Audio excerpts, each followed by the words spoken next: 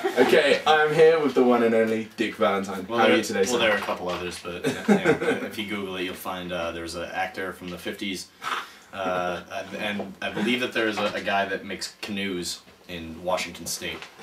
But I'm the one that's most worthy of note. Well, awesome. You've just finished your solo acoustic tour. How is it different from your full band Electric Six tour? It's more acoustic. It's more of a shit show. When I play with the band, it really is like doing karaoke because there's such amazing musicians that I can get hammered every night and just go on stage and turn into Fat Elvis. Whereas if I do these shows, I actually have to contain how much I drink and actually pay attention to chords, which is good. It's a challenge. You should always challenge yourself, I think, especially as you get older like I am. You have to. The more games you play, the more like maybe logic games, Scrabble, Sudoku, playing acoustic shows. These are things that you can do to stave off dementia in old age. And that's really why I'm doing it.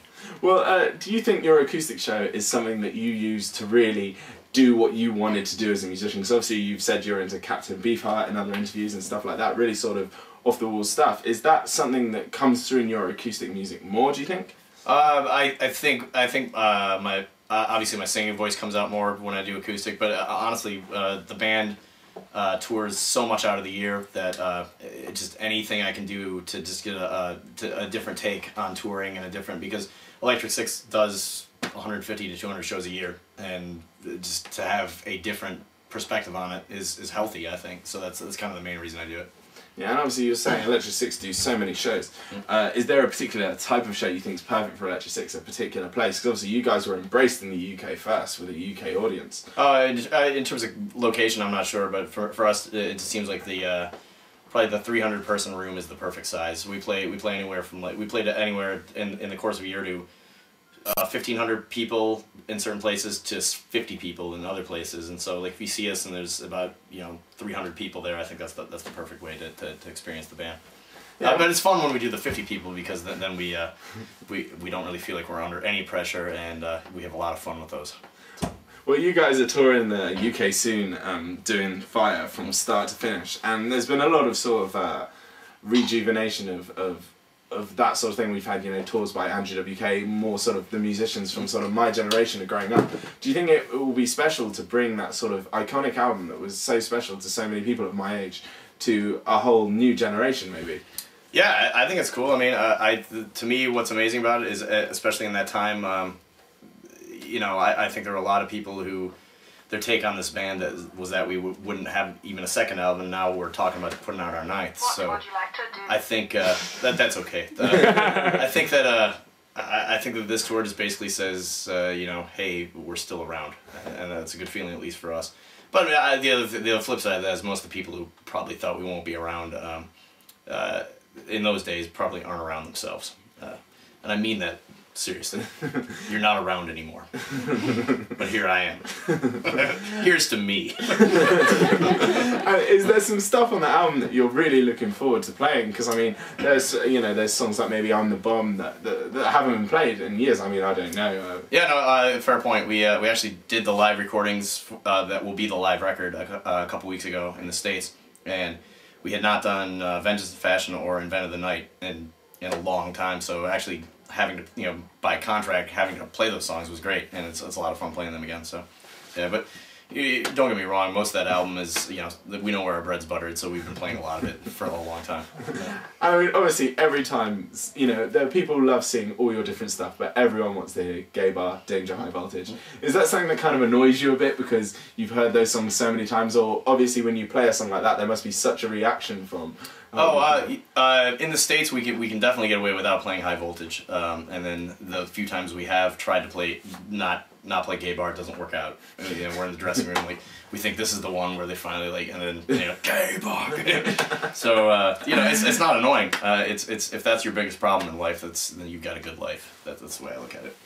Yeah, definitely. And you've got a new acoustic album, Destroy the Children. Do you want to explain to people, maybe who are used to sort of Gay Bar, Danger, High Voltage, how it's kind of different from, what we're used to from Dick Valentine and Electric Six? Oh, well, it's just one-man acoustic guitar, and then I also have a really amazing fiddle player on a lot of the album, and it's very stripped down.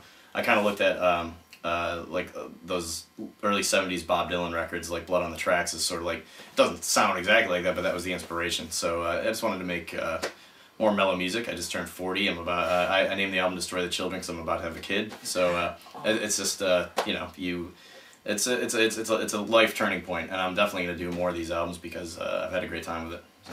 And there's a new Electric Six album coming out, right? We have a live album coming out this year, and then we'll do our 9th studio album next year, and that's all I can say. I mean, our band, I think one of the keys to our success is that we haven't like thought 5-10 years ahead. We've thought 6 months ahead, and you just always work towards the short term, and then the long term takes care of itself. So. Well, one thing I've loved as an Electric Six fan over the years is there's never really been a huge gap between albums. Sometimes you have 5-year gaps, between albums for bands. With Electric Six, with their sort of constant album release, let's say you're on album number 9 now, was that something that was always important to you when you were becoming a musician, to keep that flow of music, or is it the fact that you really like recording? It's both. It was to me. I always looked at a band like The Fall as like the band I wanted to be, like just throw stuff out year after year, and like, some of it's going to be not so good, some of it's going to be good, but just keep moving and keep going. And I've just never subscribed to the fact that, let's take 7 years between albums and make your album as good as it possibly can be. At the end of the day, it's a rock and roll album. It's not the cure for cancer or anything like that. So I've never, if people want to be like that, it's their prerogative, but it just doesn't work for me. I just think you should just record something. It takes 2 minutes to record a song and then put it out.